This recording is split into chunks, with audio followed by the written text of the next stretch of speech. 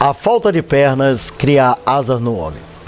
Ela, em verdade, é uma metáfora na qual é posta diariamente em prática por algumas pessoas, digamos assim, mais perseverantes. Em off, conversava eu, Jorge Guedes e Anitta, e falávamos do processo da superação, no qual, em verdade, estávamos a colocar nesse papo o nosso amigo Ricardo Serravalle, pois ele, em verdade, é uma pessoa que tem limitações físicas, mas, por sua vez, não tem limitações espirituais. Ele está preparando-se para fazer uma travessia a nado de 80 quilômetros. Em verdade, é muita coisa, hein? Da cidade do Salvador para a cidade de Morro de São Paulo.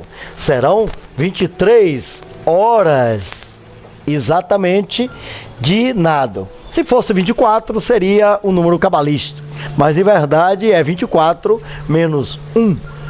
Ou 22 mais 1. Em verdade, aqui vamos conversar com o Ricardo Serravalle, que tem doutorado pela Universidade de Lomé de Paris, e a tese dele foi exatamente uma vertente da análise da espiritualidade no contexto da meditação, com o objetivo basilar, exatamente da superação corpórea em cima da mente e do espírito. Ricardo Serravalle, ei-lo aqui ao vivo e em cores, não tão em cores que é gravado, não tão ao vivo porque é gravado, e ele irá nos falar dessas multiplicidade de superações, e irá falar por que é que eu adentro e abro esse programa falando do seu ato de superar. Ricardo Serravalle, escritor, administrador, profissional de educação física, campeão de kickbox, muay thai, doutor na área de humanidades, né? E é uma pessoa superada, que irá servir de exemplo para que nós possamos também nos superar. Ricardo, é um prazer tê-lo aqui conosco. Com certeza, Zé. Obrigado pelo convite. Fico muito honrado. O microfone. Zé, eu que agradeço esse convite, fico muito lisonjeado e honrado com as suas palavras, que vão muito aquém do que realmente eu sou, mas a gente está aqui para colaborar e falar com o público em casa, né, sobre a nossa história. Eu sou considerado hoje um atleta paralímpico. Eu sofri em 2009 3 AVCs isquêmicos. Paralímpico? Isso, paralímpico. Você me falou em off que mudou-se o nome de olímpico para paralímpico, né? Isso. O Comitê Olímpico ele mudou, porque já existia o nome olímpico, ele não pode ser usado com o nome para. E aí foi criada uma nova nomenclatura, né? Então você tem, como eu falei a priori, uma deficiência física, né? Não conte sobre isso. Isso. Com esse AVC que eu tive, eu fui submetido ao implante de uma prótese no coração. E estamos falando só da parte física, né? Após a recuperação dessa prótese no coração, eu sofri um acidente com a perna esquerda, que foi que realmente me colocou na condição de paralímpico, a qual eu tenho hoje 40% de limitação na dorsoflexão do tornozelo. Isso na prática esportiva é bastante acentuado e tem um decréscimo no desempenho esportivo. Agora, toda essa história, na verdade, eu acredito que nada na nossa vida acontece por acaso, né? Eu já venho de uma família que tem assim, muitos ensinamentos a respeito de religiosidade, né, a respeito de evolução espiritual. Minha mãe ela foi praticante budista durante muitos anos. Ela também foi Hare Krishna. E eu fui criado num colégio de padres, né, no colégio maristas. Então, desde pequeno eu tive acesso, né, a diversos tipos de religiões, diversos tipos de conceitos, de muitos avatares diferentes, né, que vieram a esse mundo. E isso me fez ter uma visão holística, uma visão espiritual sobre a vida, e desde muito novo a gente vem colocando isso em prática. Esses fatos que aconteceram comigo, eles serviram né, como uma mola propulsora para mergulhar ainda mais nessas questões espirituais, holísticas, e buscar entender, né, os sinais de tudo que estava acontecendo, o porquê tudo aquilo aconteceu comigo, e buscar daí o aprendizado e extrair as melhores coisas para a nossa vida, né, que a gente possa compartilhar com a humanidade também. É uma coisa interessante. Agora nos fale dessas superações, que em verdade os exemplos eles arrastam. As palavras somente convencem. E quais foram essas ações que você fez que foram consideradas além do normal? Quais as suas travessias a nado e agora algo novo, né? Essa coisa que será inédita. Não sei se será um recorde, né? Mas é algo assim inusitável, que é a travessia da cidade do Salvador para Morro de São Paulo, onde TSA 23 horas feito nesse percurso e por sua vez são 80 quilômetros. Exato. O que levou a isso? Zé, eu tive o contato com as artes marciais desde muito novo. E nas artes marciais a gente aprende muitas coisas, você bem sabe. E a gente aprende a trilhar o caminho do guerreiro, né? O caminho da sabedoria, da perseverança, da força de vontade, da humildade. E em 2008 eu resolvi trocar de esporte. Eu dei uma parada com as artes marciais e fui treinar triatlon. E comecei a competir no triatlon. Só que aí em 2009 eu sofri os AVCs.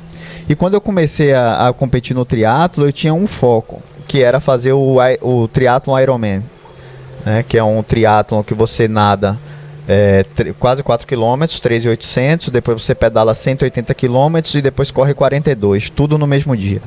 E o foco era fazer esse triatlon e fazer a travessia a nado Mar Grande Salvador. Esse sonho ele foi interrompido devido aos problemas que eu tive, que a gente já relatou aqui, que foi, né, o problema do AVC e depois o problema da perna. Mas eu nunca desisti dos sonhos. E eu continuei batalhando. Primeiramente eu fiz a travessia nado Mar Grande Salvador, não uma, mas 4 vezes.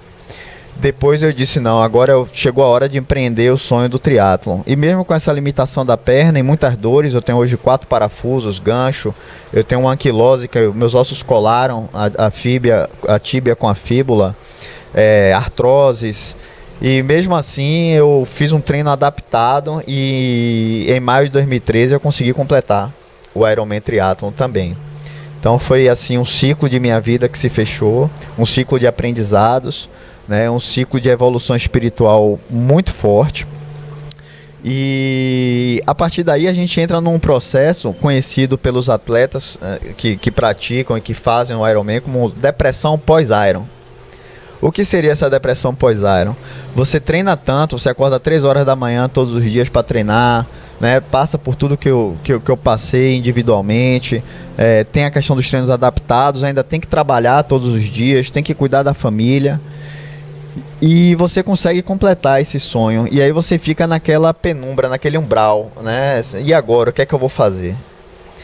Nesse sentido, surgiu a questão da travessia a nado entre a Praia do Porto da Barra e o pier de entrada de Morro de São Paulo. Por que surgiu essa ideia? No decorrer de tudo isso que eu passei, de todas essas dificuldades que a gente, né, superou, você busca um sentido para a vida, para a nossa vida. É muito fácil a gente viver uma vida só para nós mesmos, só para nossa família, um ciclo fechado. Eu acho que esse seria assim o caminho normal e natural de todas as pessoas, obterem sucesso nesse ciclo. Mas o que você pode fazer além disso? O que você pode fazer para o mundo? O que é que você pode fazer para a humanidade? O que é que você pode deixar para as pessoas? E eu busquei alguma coisa que pudesse ter relevância junto à sociedade. Então, sempre que eu nadei ali na Bahia, aqui na Bahia, nossa Baía de Todos os Santos, eu sempre me deparei muito com plástico, garrafa PET, copos descartáveis. E isso me incomodou muito e me incomoda muito. O mundo hoje ele produz cerca de 250 milhões de toneladas de lixo. Dessas 250 milhões, cerca de 7 a 9 milhões vão parar no mar de alguma forma. Esse plástico, eles são absorvidos pelos peixes e por toda a vida, todos os animais marinhos, né? Toda a cadeia alimentar. E eles se contaminam através do consumo desse plástico, não pelo plástico em si, mas pelas substâncias que o plástico atrai, né? Como o próprio DDT e outras substâncias químicas. E só para você ter uma ideia, em Salvador, né, aqui na Bahia, acredita-se que 22% dos peixes já estejam contaminados. E os peixes estando contaminados, toda a cadeia está contaminada, inclusive nós. Processo de osmose, né? Com certeza. Osmótico, ele vai contaminando todos aqueles que vai Exato. Comê-los, né? Exato. Comê-lo as e, consequentemente, TCA, doenças. Tudo isso que a gente vê acontecendo por aí, que às vezes as pessoas não sabem, não tem explicação, né? Então, Zé, eu disse, vamos lutar pela causa da preservação dos oceanos e da Baía de Todos os Santos, para não deixar chegar ao nível que chegou a Baía de Guanabara, no Rio de Janeiro. A Baía de Todos os Santos hoje é a segunda maior baía do mundo, é a baía mais navegável e fica situada aqui em nosso berço, sede da Amazônia Azul, considerada, né, a sede da Amazônia Azul. E esse desafio ele surgiu justamente para chamar a atenção para essa causa. Eu busquei uma coisa inédita, como você disse, uma coisa que nunca ninguém fez, nunca ninguém tentou fazer. E fizemos o estudo de viabilidade desse processo, desse projeto. Vimos que ele é um projeto viável de se fazer e agora nós estamos aí empenhados, treinando o corpo, a mente e o espírito. Nossa trindade, para se preparar para essa travessia. É interessante que o Ricardo Serravalli nos fala exatamente do processo da marcialidade. É no sabido que Buda, a 28ª patriarca do budismo, ele saiu da Índia e foi à China. E lá ele levou o dhyana, que em sânscrito quer dizer meditação. Por sua vez, da China virou Shen ou Shan e foi para o Japão com o nome de Zen, que é meditação. Então, vê-se que nessa trajetória dele, ele, por sua vez, ele apresentou-nos toda uma concepção somática, resultante, é lógico, de um ato físico, mas que passa por além do físico, adentrando no metafísico. Obrigado, Ricardo Serravalli, é um prazer tê-lo conosco aqui e saber que esta vitória será não somente sua, mas de todos aqueles que acreditam no processo de superação. E é óbvio que o portal Jorge Guedes estará presente, acompanhando nesse recorde que talvez, quem sabe, pode levá-lo ao Guinness Book, né? O livro dos recordes. Exato. Eu que agradeço a você, Zé, pelo espaço, ao portal Jorge Guedes, por mais essa oportunidade que está nos dando, é o nosso projeto. Interessante fazer só um pequeno, né, uma pequena consideração de uma coisa muito importante que você falou sobre a questão de Siddhartha Gautama, né, o nosso Buda primordial. Buda histórico. O Buda histórico. Ele era versado em uma prática de uma arte marcial chamada Vajramushti. Vajramushti. Extinta hoje na Índia. Extinta na Índia, na qual ele era um exímio lutador corpo a corpo. Ele praticava o arco e flecha. Vajramushti é o punho real. Né? E também lutas com bastão. E essa questão do esporte atrelado à religião, atrelado à evolução, né, do ser humano, ela é muito importante, tema inclusive do meu doutorado, no qual eu defendo a tese que através da meditação você pode aumentar o seu desempenho esportivo. Muitos atletas eles chegam num limite eles têm o melhor técnico, eles têm o melhor treinamento, eles têm o melhor equipamento, a melhor alimentação, eles têm tudo do melhor. E o que fazer para eles superar aqueles milésimos de segundo? Um nadador como o Michael Phelps, como o César Cielo, que lutam ali por milésimos de segundo, como ele conseguir alcançar esses milésimos de segundo, ultrapassar isso? E uma das formas é através da meditação ensinada, né, pelas religiões orientais, pregadas também pelo Buda primordial, Siddhartha Gautama, e uma das práticas que nós aprendemos nas artes marciais. É isso aí. Tem muitas histórias belíssimas do esporte. E o espírito supera a matéria. Lembro-me da história de um menino que um dia sonhava em comprar uma bicicleta. Ela comprou-a, Trabalhou duros 6 meses. Deixou-a na porta e alguém veio e roubou-a. Que decepção. Ele acabou entrando numa escola de boxe. E toda vez que ele lutava, ele lembrava da bicicleta e imaginava que estava socando o ladrão dela. O nome dele era Mike Tyson.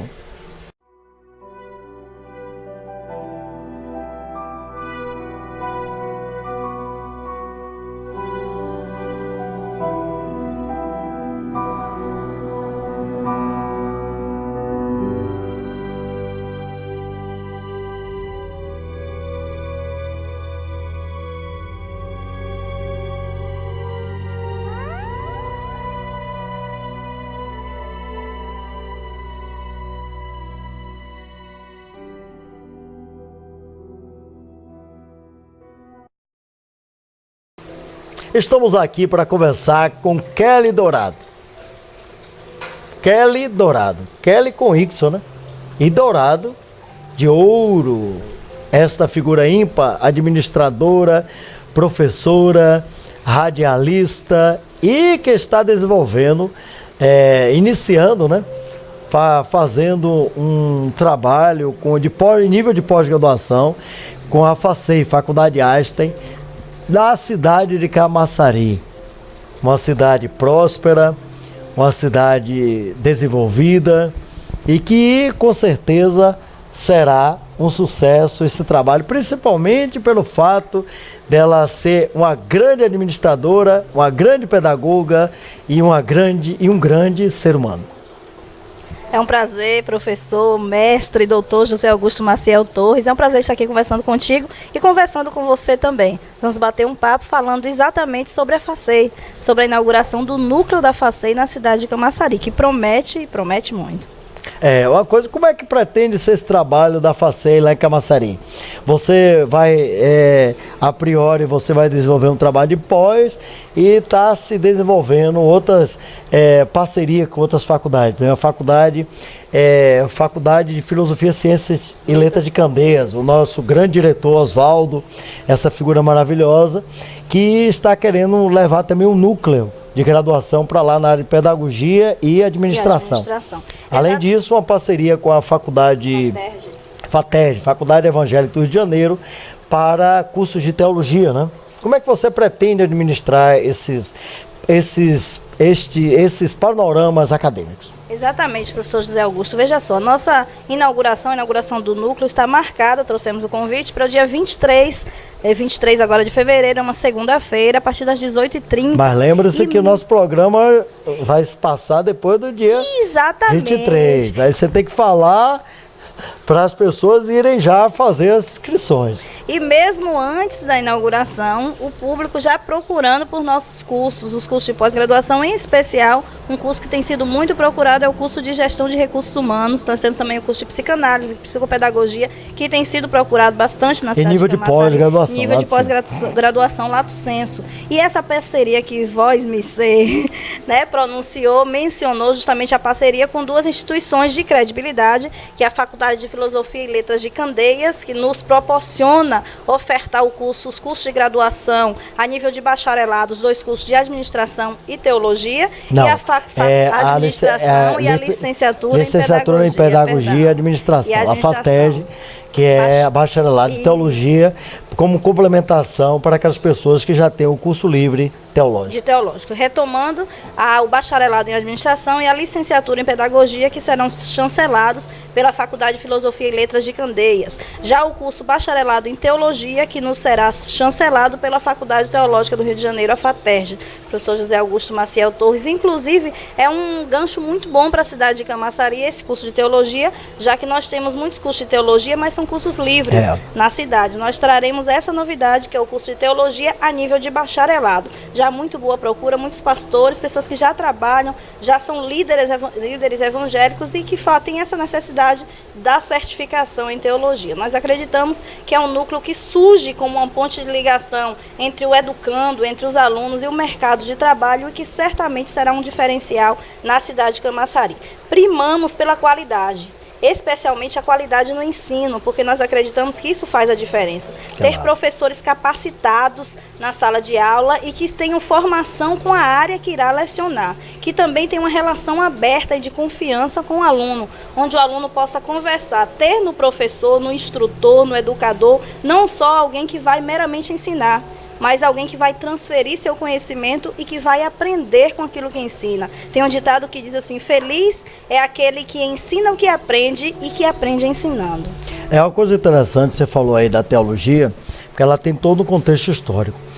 A formação teológica, ela até 69, graças ao Decreto-Lei Federal 1051/69, ele era livre. As pessoas, a partir do 1051/69 e 69, as pessoas faziam o curso seminarístico livre e ela fazia uma complementação filosófica, não é? Ou pedagógica na área de humanas. Em 1996, com a Lei de Diretriz e Base, a conhecida Lei Darcy Ribeiro, se extinguiu isso, né? Mas a própria lei LDB, a Lei de Diretriz e Base, ela por sua vez deixou um aditivo, ela deixou uma brecha. Porque no artigo 47 ela diz que as pessoas podem aproveitar estudos, as faculdades podem acelerar os estudos mediante o aproveitamento de estudos anteriores. E isto houve uma resolução específica para a teologia e agora essa resolução caiu, mas ela continua em vigor por quê? Resolução não é lei, mas a lei ainda está em vigor no artigo 47. Então aquelas pessoas que fizeram cursos seminarísticos de caráter livre, ou seja, não são reconhecidos pelo MEC, elas poderão aproveitar esses estudos em faculdades devidamente autorizadas ou cursos que tenham curso autorizado ou reconhecido em teologia. Teologia, aí você tem a licenciatura em teologia, o bacharelado em teologia e também o bacharelado hoje, que é muito comum, em ciências da religião. Né? No caso do trabalho que você vai fazer, vai ser um trabalho na área do bacharel em teologia, para dar uma formação, digamos assim, não religiosa, mas laica, né, com registro no MEC para esses pastores, não é mais ou menos isso? Exatamente. Não só os pastores, os padres, espíritas ou qualquer pessoa que tenha um interesse uma formação escolástica livre, né? E que tenha um interesse em aprender um pouco mais sobre todas essas questões que foram mencionadas, além de conhecer um pouco mais sobre a Bíblia, a Torá, que já foi mencionada por Vossa Excelência também. Além desses cursos de graduação e dos cursos de especialização, lato sensu, nós pretendemos também implantar ali alguns cursos profissionalizantes, cursos de aperfeiçoamento. Qualificação profissional. Entre eles, um dos mais solicitados, que é o curso de oratória, que tem a fase 1 e 2. Oratória 1 e oratória 2. Oratória, ou seja, a arte de falar em público, que é necessário, inclusive, para quaisquer profissões. O professor, ele precisa interagir bem com o público, ele precisa falar bem em público. É verdade. O pastor, o orador, o padre, ele precisa falar bem em público. O político, principalmente quando se aproxima o período de eleição, a gente tem uma demanda muito grande deste público precisando aperfeiçoar essa ponte de ligação entre ele e a plateia, que é justamente a oratória. E uma boa oratória, ela aproxima o público de você. Mas se a oratória for ruim, você cria um abismo entre você e a plateia. Além dos cursos de oratória, nós temos os cursos de gestão de pessoas, gestão de recursos humanos e departamento pessoal, que são 3 cursos distintos, José Augusto. O curso de gestão de pessoas, que é bem mais amplo, é uma amplitude de gerir pessoas, não necessariamente no âmbito empresarial ou organizacional. Gestão de recursos humanos, que aí a gente já afunila um pouco para a questão da empresa, e o departamento pessoal, que é um departamento específico dentro da área de recursos humanos, que é inclusive uma das nossas especializações, essa área de recursos humanos e de gestão de pessoas. Nessa nova abordagem da administração, é no sabido que você sai da mão de obra para a mente de obra, né? Que é exatamente quem comanda não executa. Agora aqui me fez lembrar de Schopenhauer. Schopenhauer tem um livro no qual ele diz, o título do livro, inclusive a tradução até errônea, do alemão para o português, diz: como vencer um discurso sem ter razão. Mas você só não pode cometer um erro. Você pode vencer qualquer debate sem ter razão, mas nunca contra a razão. Aí você falou da oratória, é fundamental, principalmente para os políticos, né? Que mesmo sem razão, certo? Eles só não podem ir contra a razão, mas mesmo assim muitos deles sem razão conseguem dominar o público. Essa visão nova da gestão de pessoas é bastante importante lá em Camaçari, né? Porque tem diversas indústrias, né?